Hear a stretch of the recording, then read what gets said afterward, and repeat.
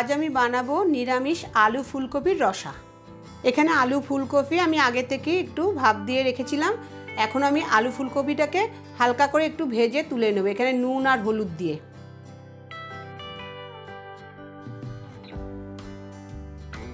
ওই তেলের মধ্যে আমি 1 চামচ ঘি দিয়ে নেব। এখন আমি সোমবারের জন্য আমি গোটা গরম মশলা, আস্ত জিরে, একটা তেজপাতা, একটা শুকনো লঙ্কা দিয়ে দেবো। এখানে আমি আগে থেকে একটা পেস্ট করে রেখেছিলাম, সেটাকে আমি এখন এর মধ্যে দিয়ে দেবো। এর মধ্যে আমি পরিমাণ মতো নুন দেবো, 1 চামচ হলুদ দেবো, আর ব্যালেন্সের জন্য একটু চিনি দেবো। মশলা থেকে তেল ছেড়ে গেছে। এবার আমি ভেজে রাখা আলু ফুলকপি এর মধ্যে দিয়ে সব মশলার সঙ্গে আবারও মিশিয়ে নেব।